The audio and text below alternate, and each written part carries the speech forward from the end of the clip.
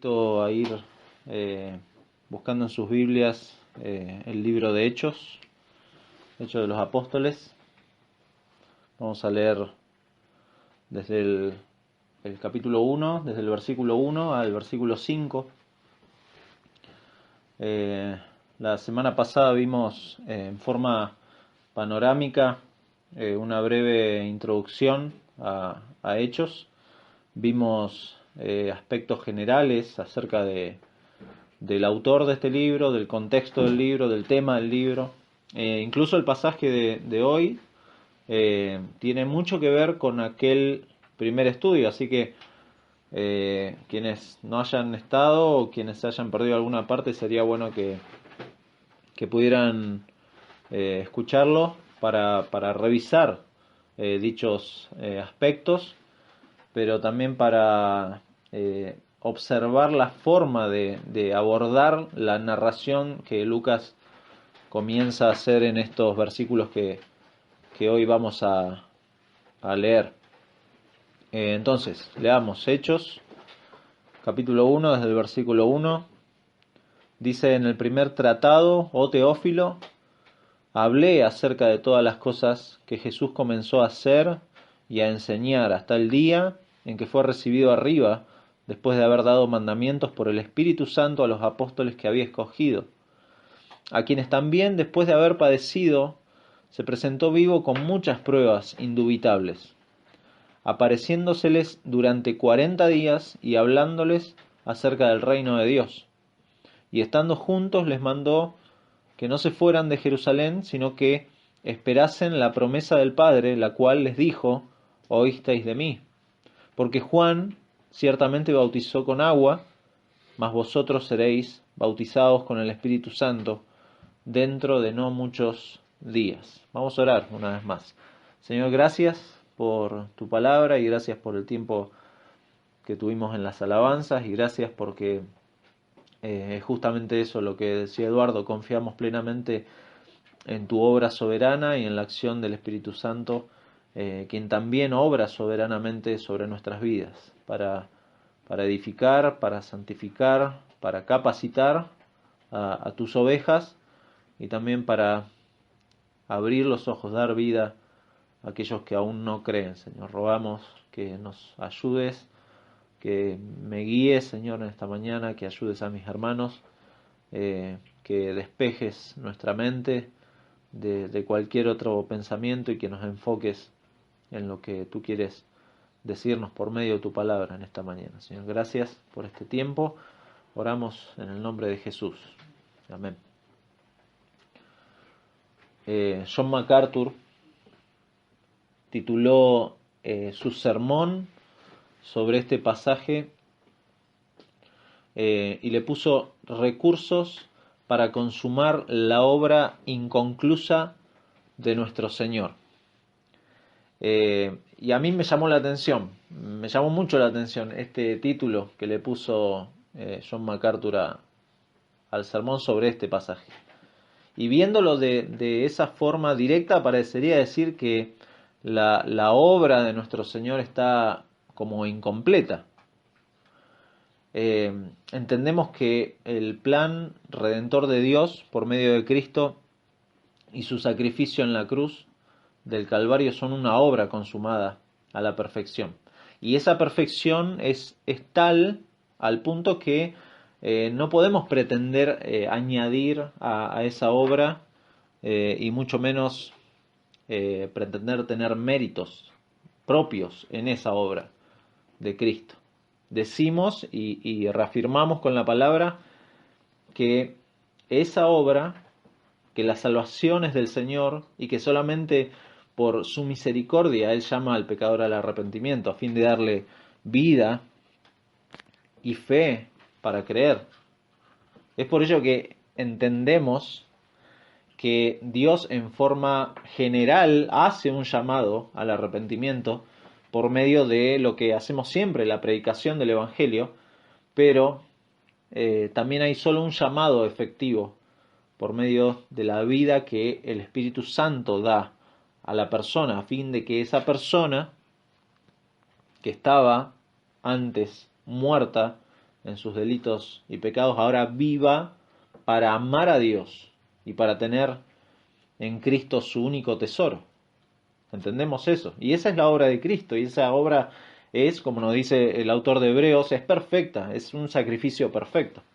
Entonces, ¿de qué manera, volviendo al título del sermón de John MacArthur, de qué manera está inconclusa esa obra del Señor? Y es justamente, hemos dicho que el Señor llama al arrepentimiento por medio de la predicación del Evangelio, y puesto que la fe viene, como dice Romanos, por el oír y el oír la palabra de Dios, la voz de Cristo en el Evangelio, entonces, visto desde ese punto, el Señor va a convocar y a elegir, lo hemos visto en Marcos, a hombres falibles, a hombres con pecado, a hombres con orgullo, con limitaciones de todo tipo, para que sean sus discípulos y continúen la obra que él comenzó. En ese sentido, podemos decir, la obra está inconclusa. ¿Por qué? Porque el Señor comenzó a predicar el Evangelio, a predicar el reino, y dejó una comisión a estos hombres que tenían que continuar.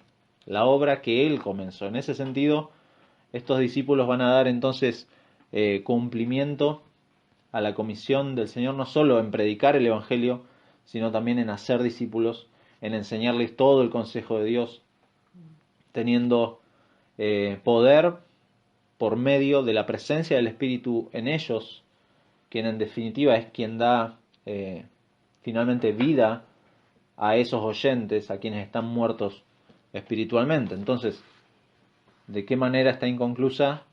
En ese sentido, estos discípulos tenían que continuar la obra. Por eso le pusimos a este estudio de hoy la segunda parte del Evangelio, porque el Evangelio de Lucas comienza y muestra la obra del Señor ahora no ha terminado, en el sentido de que la proclamación del Evangelio debe extenderse, como nos va a decir más adelante Hechos, hasta lo último de la tierra, por mandato del Señor. Y Él mismo levantará discípulos que se encarguen de obedecer esas cosas, de obedecer ese mandamiento. Veamos entonces los versos de hoy, para entrar de lleno en esta narración acerca de Dios, continuando su obra por medio de estas personas que obedecieron el mandato de ir y predicar.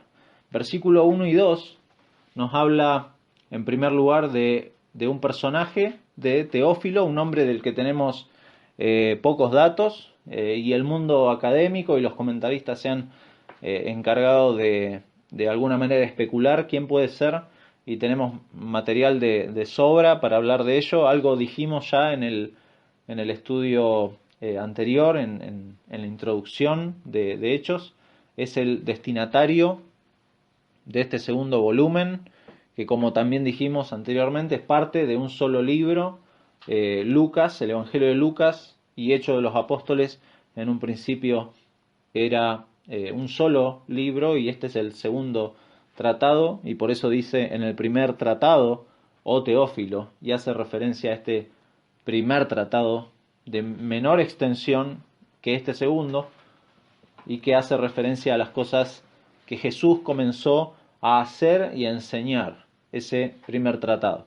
Obviamente Lucas está usando un lenguaje general al decirnos todas las cosas. Sabemos, y si dan vuelta a la página ahí de Hechos, en Juan, el Evangelio de Juan, capítulo 21, versículo 25, dice: y hay también otras muchas cosas que Jesús hizo, las cuales si se escribieran una por una, pienso que ni aún en el mundo cabrían los libros que se habrían de escribir.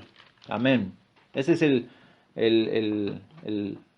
la mirada de Juan. O sea, él ve todas las cosas que Jesús hizo y dice, claro, no cabrían en el mundo todos los libros. Y acá Lucas, cuando dice todas las cosas, obviamente está hablando en forma general del ministerio terrenal de nuestro Señor, porque también entendemos que el Señor sigue obrando como cabeza de la iglesia, sigue obrando y glorificando a Dios estando ahora a la diestra del Padre, ahora intercediendo por los suyos y preservando a sus ovejas que Él tiene en su mano y pronto a volver a buscarlos mientras prepara morada para cada uno de nosotros, para cada uno de los que creen.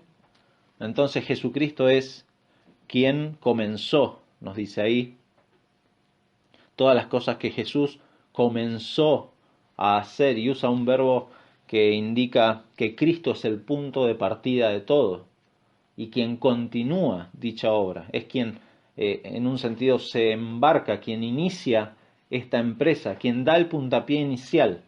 Y quizá un ejemplo que podemos usar es un ejemplo de lo cotidiano y está lejos de esto, pero a los que les gusta el fútbol, hay uno encargado de dar el puntapié inicial. Hay un jugador que después de que el árbitro toca el silbato, empieza la jugada con ese puntapié inicial, pero ese hombre no se va del estadio, no deja a sus compañeros, sino que se queda, corre, transpira, igual que los otros 22 jugadores. Es un ejemplo lejano, ¿no? Pero Jesús comenzó esa obra y no abandonó a su propia suerte a estos hombres.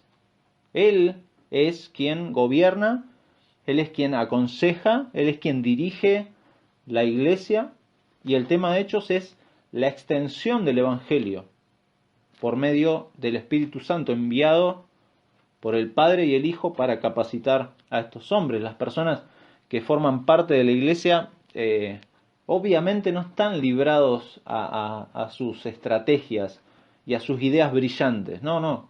La iglesia no crece por eso, no crece sino que crece por la obra de Cristo, Cristo obrando por medio del poder del Espíritu Santo.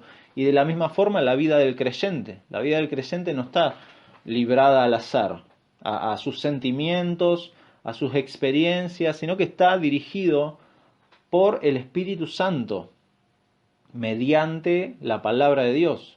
Es el Espíritu Santo quien inspira a cada autor de las Escrituras para darnos su consejo, no para librarnos a nuestro parecer, a lo que yo pienso acerca de Dios, sino mediante su palabra, una verdad objetiva en la cual obviamente nos anclamos para conocer a Dios, para conocer su consejo, para centrarnos en Cristo, para centrarnos en su Evangelio, guiados por el Espíritu Santo, como dice Romanos 8:14, porque todos los que son guiados por el Espíritu de Dios, estos son hijos de Dios. Los hijos de Dios son guiados por el Espíritu Santo. ¿Cómo? Mediante su palabra, la palabra que el mismo Espíritu Santo ha inspirado en esos autores. Jesús ya les había hablado a sus discípulos, les había dado un panorama de la obra de Dios en el Antiguo Testamento y el cumplimiento de todas estas cosas y la continuidad de su labor en ellos por medio del Espíritu. Fíjense, vayamos justamente a Lucas, capítulo 24. Lucas, capítulo 24.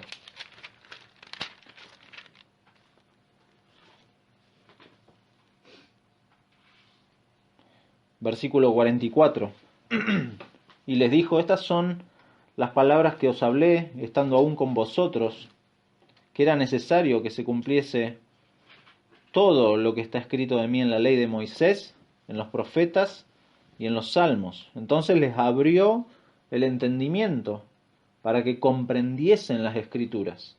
Y les dijo: así está escrito, y así fue necesario que el Cristo padeciese y resucitase de los muertos al tercer día, y que se predicase en su nombre el arrepentimiento y el perdón de pecados en todas las naciones, comenzando desde Jerusalén. Y vosotros sois testigos de estas cosas. He aquí yo enviaré la promesa de mi Padre sobre vosotros, pero quedaos vosotros en la ciudad de Jerusalén hasta que seáis investidos de poder desde lo alto. Y los sacó fuera hasta Betania, y alzando sus manos los bendijo, y aconteció que bendiciéndolos se separó de ellos y fue llevado arriba al cielo. Ellos, después de haberle adorado, volvieron a Jerusalén con gran gozo y estaban siempre en el templo alabando y bendiciendo a Dios. Versículo 3 dice: a quienes también, después de haber padecido, se presentó vivo con muchas pruebas indubitables, apareciéndoseles durante 40 días y hablándoles acerca del reino de Dios. En esta parte de acá, en lo que leímos recién de Lucas 24, Lucas quiere dejar en claro que es el poder del Espíritu Santo que se lleva a cabo todos estos hechos. Es en ese poder que va a empezar a narrar esta historia desde ahora. Todo lo que va a relatar Lucas es en ese sentido, en ese punto. Tanto es así que muchos han sugerido que como título, y quizá teológicamente más apropiado para este segundo volumen de Lucas, sea Los Hechos del Espíritu Santo. Estos apóstoles serían facultados por el Espíritu Santo. Se les da una misión a través del Espíritu Santo y serán capacitados para ello por el Espíritu Santo. Otras traducciones del pasaje de este versículo 2 hacen un énfasis en este concepto de que fue por medio del Espíritu que fueron dirigidos, comisionados, guiados. Hay un énfasis permanente.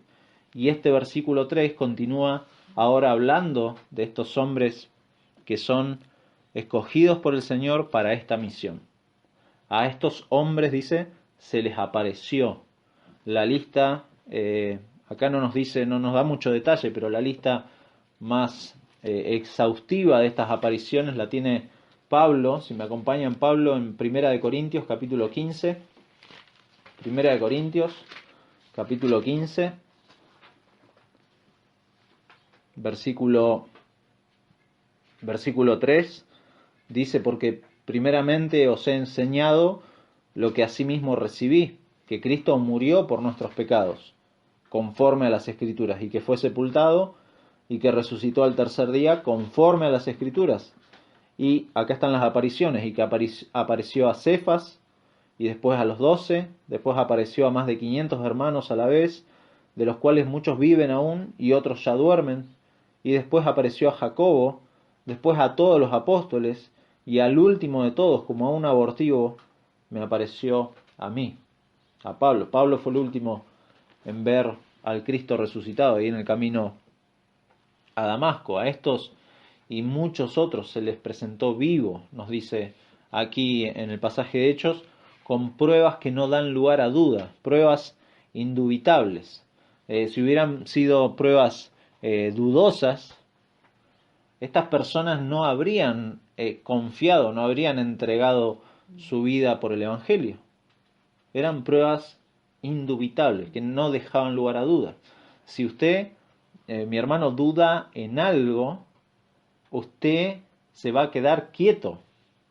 No va a hacer nada, se va a quedar paralizado, porque eso hace la duda. La duda en uno nos paraliza, pero en el caso de estos hombres, las pruebas fueron indubitables. No había lugar a dudas. Si hubieran sido pruebas de otro tono, seguramente no tendríamos el libro de Hechos con nosotros, y mucho menos las cartas que van a venir después. No apareció 1 o 2 días, no fueron apariciones que podrían también poner en duda la resurrección, sino apareció casi 1 mes y medio, 40 días, en diferentes ocasiones.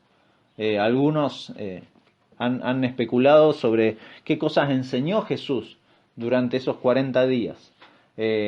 Hay algunas iglesias gnósticas que usaron en este periodo de tiempo para fundamentar de que esos días el Señor enseñó cosas especiales, cosas que hacían como una iniciación que está documentada fuera de la Biblia, misterios, pensamientos subjetivos y filosóficos que llevaron a la iglesia a tener que hacer una defensa de esto. ¿Qué cosas enseñó Jesús en estos 40 días? Pablo es uno de los que le escribe a una iglesia que tiene que luchar contra estos gnósticos, y es en la carta a Colosenses. Se los leo rapidito. Colosenses capítulo 2, versículo 6. Dice: por tanto, de la manera que habéis recibido al Señor Jesucristo, andad en Él, arraigados y sobreedificados en Él y confirmados en la fe, así como habéis sido enseñados, abundando en acciones de gracia. Mirad, y acá la advertencia, mirad que nadie os engañe por medio de filosofías y huecas sutilezas, según las tradiciones de los hombres, conforme a los rudimentos del mundo, y no según Cristo, porque en Él habita corporalmente toda la plenitud de la deidad, y vosotros estáis completos en Él, que es la cabeza de todo principado y potestad. A una iglesia que luchaba con estas influencias, Pablo les escribe esto: cuidado, mirad que nadie os engañe. Entonces, ¿qué enseñó el Señor en esos días? Y es interesante porque Lucas ahí mismo nos dice, versículo 3, hablándoles acerca del reino de Dios. Jesucristo continuó hablando a estos hombres de la profundidad del Evangelio, de la obra de la cruz, del plan redentor de Dios desde la eternidad.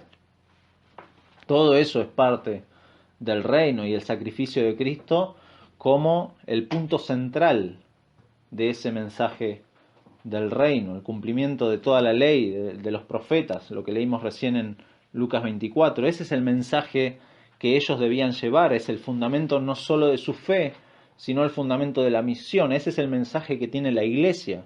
Eso es lo que tenían que hablar ellos, no tenían que hablar otra cosa. Si algo le ha pasado al cristianismo a lo largo de la historia, es que se ha desenfocado del mensaje del Evangelio. Si algo ha pasado y pasa hoy, lamentablemente, es que se ha dejado de lado este fundamento y no se predica el Evangelio, se predica otras cosas. Y ahí empieza la decadencia, en cuestiones cuando nos abocamos a cuestiones periféricas o secundarias. No hay un mensaje que dar cuando la obra se centra en cosas que no son el Evangelio. Dejamos a un lado el Evangelio. Estos hombres fueron escogidos por el Señor en el poder del Espíritu Santo con un claro mandamiento de llevar hasta lo último de la tierra un mensaje, el mensaje del Evangelio, no otra cosa. Realmente es triste escuchar hablar personas que se consideran cristianos y en sus mensajes derivar permanentemente, hablar positivamente, hablar de cosas coloridas y de un Dios a su medida, un Dios sin poder, un Dios dependiente de las acciones de los hombres y fuera desenfocado del Evangelio. Pero es hermoso, por su parte, escuchar hablar a otros hombres que sin temor hablan de nuestro gran Dios, de sus atributos, de nuestro Señor Jesucristo, de su obra expresada en el Evangelio, como leímos en Lucas 24. Es el ejemplo de esa enseñanza, lo que hablaban los profetas, el cumplimiento de la ley de Moisés, de los profetas, de los salmos en Cristo, y ahora enviados estos hombres a predicar ese mismo mensaje de arrepentimiento y fe a todos, hasta lo último de la tierra. Sin duda, la resurrección de Jesús y estas pruebas que hablan, pruebas indubitables, fueron un motor vital para dar vigor a esta misión, en el cual el reino pasaba como a una fase de expansión, a otra fase de lo que es la obra de Cristo. Y por eso, sin resurrección, como dice Pablo a los Corintios, capítulo 15, desde el versículo 14, la predicación, la fe, el testimonio de ellos se volvería un sinsentido, un vacío, sin resurrección. Pero luego Pablo les va a argumentar a los corintios y les va a decir acerca de la realidad de la resurrección de Cristo, de quienes creen en el Señor. Les dice a estos hermanos: así que, hermanos míos, amados, estad firmes y constantes, creciendo en la obra del Señor, siempre sabiendo que vuestro trabajo en el Señor no es en vano. Y el trabajo en el Señor no es en vano porque hubo una resurrección, porque hubo una obra del Señor, porque hubo un envío del Espíritu Santo. Entonces la obra del Señor no es en vano en función de lo que Cristo hizo. No es que la obra no es en vano porque ustedes le ponen todo el empeño, todas las fuerzas y los méritos son de ustedes. No, la obra del Señor, el trabajo que hacen en el Señor no es en vano porque ustedes están firmes y constantes, porque la obra del Señor en ustedes es firme y constante. ¿Por qué? Primeramente por medio de lo que Cristo ha hecho en el Evangelio, su resurrección y estas pruebas que no dejaban lugar a duda, hablándoles acerca del reino de Dios. Ese es el tema que ellos tenían que dar. Y finalmente, versículo 4 y 5 dice: y estando juntos, les mandó que no se fueran de Jerusalén, sino que esperasen la promesa del Padre, la cual les dijo: oísteis de mí. Porque Juan, y hace referencia a Juan el Bautista, ciertamente bautizó con agua, mas vosotros seréis bautizados con el Espíritu Santo dentro de no muchos días. Un comentarista, Darrell Bock, en su comentario dice: un ministerio efectivo requiere la dirección y la capacitación de Dios. El mandato de la misión provee la dirección para la iglesia y el Espíritu da la capacitación.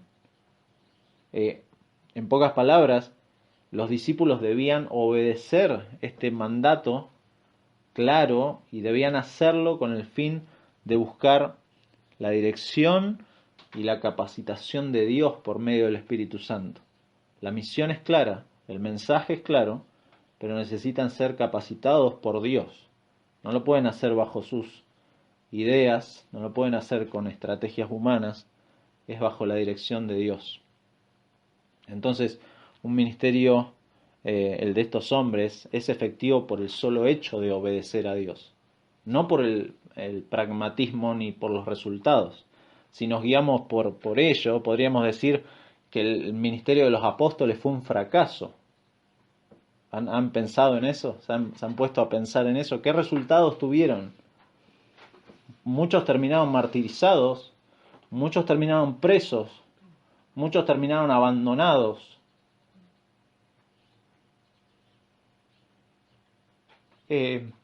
Pablo va a decir: solo Lucas está conmigo. Va a terminar diciendo eso. Entonces, visto humanamente, el ministerio de estos hombres fue un total fracaso. Pero visto desde los ojos de Dios, los parámetros son totalmente diferentes, no como los humanos. Su obediencia fue el imperativo y su obediencia fue el mejor resultado que podían obtener. Y muchos yendo a los pies de Cristo, arrepentidos por este mensaje glorioso. Lucas en el Evangelio ya había adelantado esta orden y esta promesa del Espíritu Santo. Ellos debían quedarse en Jerusalén y debían esperar la promesa del Espíritu Santo. Y ahí una promesa que ellos ya habían escuchado del Señor. En primer lugar, una promesa para los apóstoles a fin de cumplir esa misión, a fin de recordar las enseñanzas del Señor, a fin de enseñar lo mismo que el Señor enseñó, a fin de dar evidencia de la veracidad de ese mensaje con las manifestaciones del Espíritu, que más adelante vamos a ver en Hechos cómo esto pasó. Pero en segundo lugar, una promesa que se extiende a nosotros, a los creyentes, a fin de ser capacitados, guiados y fortalecidos por el Espíritu en obediencia, como dijimos al principio, en obediencia a la palabra de Dios. El creyente es capacitado por el Espíritu Santo no solo para que sus ojos sean abiertos a las maravillas del mensaje de la palabra, del consejo de Dios en su palabra, sino también para obedecer. Somos obedientes no por nuestros méritos tampoco, sino por la acción del Espíritu Santo, convenciéndonos de pecado, de justicia y de juicio. Necesitamos permanentemente que Dios obre en nosotros. En el caso del creyente hoy tenemos este sello del Espíritu Santo morando en nosotros, no con el fin de tener las manifestaciones que los apóstoles tuvieron. No, no es con ese fin. Nosotros, por la gracia de Dios, tenemos la palabra de Dios. Tenemos la palabra de Dios, inerrante, infalible, suficiente para tener todo el consejo de Dios, y lo que es más importante es saber lo esencial del Evangelio para salvación y el mensaje que debemos proclamar. Ese es un medio de gracia tremendo, tener en nuestras manos la palabra de Dios. Por eso no necesitamos nuevas experiencias, no necesitamos revelaciones extra bíblicas, nos ajustamos entonces a lo que el Señor nos ha dejado en su palabra para obedecer, y nos ajustamos a ella para tener los fundamentos de nuestra fe y de nuestro mensaje, tanto para nosotros los creyentes como para el incrédulo. Todo lo que hablamos, todo lo que pensamos, tiene que estar guiado por el Espíritu Santo, por medio de su palabra. En los 4 evangelios se cita esta promesa del Espíritu Santo. Seréis bautizados con el Espíritu Santo dentro de no muchos días. Los que tienen en sus Biblias ahí, si tienen referencias cruzadas, pueden ver abajo que Mateo 3:11, Marcos 1:8, Juan 1:33 y Lucas 3:16 son las referencias a esa promesa, lo cual muestra evidentemente que esto es fundamental dentro del mensaje del Evangelio, no es un detalle más. Es la tercera persona de la Trinidad morando en el creyente para vivir la vida nueva que el Espíritu le ha dado, pero también capacitándolo para vivir el proceso de santificación en el que estamos, hasta encontrarnos con nuestro Señor en la gloria. Para eso está obrando en nosotros el Espíritu Santo. Pero también creemos que en esta promesa, creemos firmemente en esta promesa, porque es en el Espíritu que llevamos un mensaje que, como sabemos, es un mensaje que no tiene poder en nuestras palabras. No es por nuestra oratoria, no es por nuestras palabras bonitas, ni por nuestro convencimiento que podemos darle vida a alguien que está muerto espiritualmente, sino que necesitamos imperiosamente la acción del Espíritu Santo en esas personas. Llevamos el mensaje confiando en eso. Creemos en el Espíritu Santo para dar vida a las personas. Y por eso nos da confianza a la hora de llevar el mensaje del Evangelio. Y obviamente ha sido el poder que han tenido estos hombres para llevar adelante estas primeras narraciones acerca del origen del cristianismo, de la historia de hecho de los apóstoles. Entonces concluimos esta parte con algunos puntos para aplicación. En primer lugar, Cristo es el que comenzó y quien continúa siendo cabeza de la iglesia. Él es quien guía a la iglesia. No son los nombres ni los hombres. Él ha prometido estar con nosotros hasta su regreso. Él es quien edifica su iglesia. Él es la roca, la piedra angular, la principal piedra. No es otra cosa. Es Jesucristo y el Evangelio, el centro de todo. Cristo es el que comenzó. Segundo lugar, que nuestro mensaje, como el de aquellos hombres, no divaga en temas secundarios, sino que está centrado en el maravilloso mensaje del Evangelio. Ese es nuestro mensaje. Fue el mensaje de los apóstoles y es nuestro mensaje, y es un mensaje que no cambia. Cuando distorsionamos el Evangelio, empezamos a predicar otro Evangelio.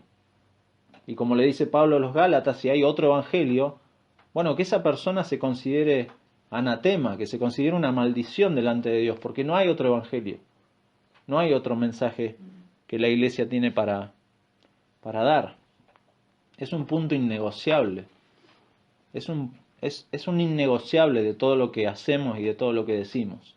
El evangelio es el centro de la iglesia. En tercer lugar, que es el Espíritu Santo el que capacita a la iglesia. Es el Espíritu Santo el que da poder al creyente para guiarlo, para fortalecerlo, para santificarlo, para llevarlo finalmente a la gloria. Y todo ello mediante un medio de gracia inspirado, como dijimos antes, por el mismo Espíritu Santo, que es su palabra. Es en la palabra que nos anclamos en todo lo que hacemos. Si algo te viene a la mente, o si algo te pregunta algún amigo o algún conocido acerca de cosas espirituales, obviamente cotejalo con la palabra de Dios. No podés guiarte por tus sentimientos o por lo que, bueno, yo pienso esto o aquello, no, es lo que dice Dios por medio de su palabra, lo que está claramente en su palabra. Por eso la necesidad de no solo escudriñar, sino también poco a poco empezar a estudiar y a meditar en la palabra de Dios. Es importantísimo. Y finalmente es esta promesa a aquellos hombres lo que daría poder para seguir con esta segunda parte del Evangelio, continuando la obra de predicación del Señor, dando poder y crecimiento, facultando a los creyentes de todos los tiempos para obedecer al Señor. Y de la misma forma, convenciendo de pecado a los incrédulos, a fin de llamarlos al arrepentimiento y a la fe en la obra de Cristo. Los discípulos, y esto para terminar, van a percibir este evento, estas palabras, estos primeros 5 versículos, van a percibir esto como un indicador de que las cosas están llegando a su fin. Es como un desenlace para la mente del judío ver que van a ser bautizados con el Espíritu Santo, están entendiendo que están llegando al cumplimiento de todo lo prometido en el Antiguo Testamento. Y ante sus ojos ahora lo que va a pasar es que los va a llevar a preguntar lo que vemos en el versículo 6. Entonces los que se habían reunido le preguntaron diciendo: Señor, ¿restaurarás el reino a Israel en este tiempo? Todo esto está llegando a un desenlace y ellos lo ven. Y por eso hacen esa pregunta. Es aquí donde Jesús va a comenzar a matizar cómo funciona el fin y cuál es la responsabilidad a medida que se desarrolla este fin y se avanza al desenlace de todo. Obviamente estamos en un tiempo que vamos avanzando, es un día más que nos acercamos a la misma presencia de nuestro Dios. En resumen, Hechos 1, del 1 al 5, hace un repaso de la resurrección de Jesús, de su puesta en marcha, de su habilitación para la misión. Los apóstoles se benefician de esta elección de Jesús, de su revelación, de su comisión, de la promesa del Espíritu Santo. No pueden proceder sin la habilitación del Espíritu Santo, una promesa del Padre de hace mucho tiempo, una promesa que nos dice que la fe tiene raíces antiguas, que está en el Antiguo Testamento, sus raíces están ahí, pero las cosas han ido avanzando de una forma en que el Señor está mostrando ahora una nueva fase. Algo está cambiando y vamos a ver, a medida que avancemos con Hechos, vamos a ver cómo poco a poco esas cosas van cambiando. Cuando los apóstoles regresen ahora a Jerusalén, pueden estar seguros de que Jesús no terminó con la historia del reino, sino que fue parte del programa de Dios. La muerte de Jesús no puso punto final a lo que Dios estaba programando como su plan redentor, sino que era una parte central del programa de Dios. Jesús ha resucitado, Jesús está vivo y ahora listo para otorgarles esta bendición del Espíritu Santo que necesitan para llevar a cabo la misión que les va a dar. Habrá un día en que Jesús regrese del cielo para completar lo que Dios ha comenzado a través de él. La introducción a Hechos no solo destaca los temas claves del libro, sino que también proclama con seguridad de que el programa de Dios va por buen camino. El programa de Dios va por buen camino, va por el camino que Dios mismo ha decretado desde la eternidad. Esta es la mayor aplicación que podemos encontrar del pasaje. La resurrección de Jesús y la venida del Espíritu nos aseguran que Dios está trabajando y que el plan de salvación está intacto. El Espíritu viene y la residencia ahora en los creyentes garantizan esa conclusión. Es un objetivo central del Espíritu que opera en la Iglesia, que la comunidad de los creyentes se comprometan en esta misión. Esta misión nos debería movilizar a nosotros. Está bien, Hechos de los Apóstoles comenzó con estos hombres, pero es a nosotros también. Nosotros formamos parte de esta historia que está Dios obrando hasta que Él regrese. Desde el tiempo de los apóstoles, otros creyentes fueron también beneficiarios de esta elección de Jesús, de su revelación, de su comisión, de su provisión del Espíritu Santo, pero las raíces de nuestra experiencia se van a remontar a estos capítulos de Hechos de los Apóstoles. ¿En qué se diferencian estos hombres de nosotros? En que ellos tuvieron la bendición de ver cara a cara al Señor mismo, pero nosotros esperamos ver cara a cara, y de alguna manera nosotros somos como Teófilo, leyendo estas cosas, leyendo y confiando y animándonos y exhortándonos, sabiendo de que el Señor vuelve, pero mientras tanto nos ha dado una tarea importantísima, que es ni más ni menos que continuar con el mensaje del Evangelio. Por eso le titulamos a este estudio la segunda parte del Evangelio, porque realmente el Señor ha hecho una obra perfecta, pero nos ha dejado un mensaje tremendamente maravilloso para aquellos que vayan a creer. Así que, mis hermanos, espero que sea de ánimo este libro de Hechos, que sea no solo de ánimo, sino de edificación y de exhortación permanente a que sepamos que el Espíritu Santo está en nosotros, capacitándonos, fortaleciéndonos, y que es el Señor mismo, el Señor de la Iglesia, el Señor de la historia, quien es cabeza de la Iglesia, para edificarla y para fortalecerla por medio de su palabra. ¿Sí? Vamos a orar. Señor, gracias una vez más por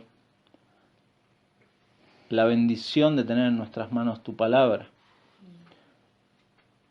la bendición tremenda de que nos has adoptado como hijos tuyos, de que nos has sellado, Señor, con tu Espíritu Santo para poder entender tu palabra, para poder entender tu consejo, pero también para obedecerlo, Señor. Rogamos tu auxilio permanente, Señor, tu auxilio en cada minuto del día, Padre, para que nuestra mente, nuestro corazón estén enfocados en ti, Señor. Padre, gracias por haber amado a estos pecadores, a estos que éramos rebeldes, que éramos contrarios a tus cosas, y que hoy nos has dado el privilegio de ser parte de esta historia de Hechos, Señor. Tú estabas pensando en nosotros, como en esa oración en el Evangelio de Juan. También te pido por aquellos que vayan a creer por medio del mensaje de estos hombres, y este mensaje de estos apóstoles mensaje que tú les diste, Padre, nos ha llegado a nosotros. Y te damos gracias por esa misericordia que has tenido con nosotros. Rogamos que ese mensaje también obre en el corazón de aquellos que no creen, Padre.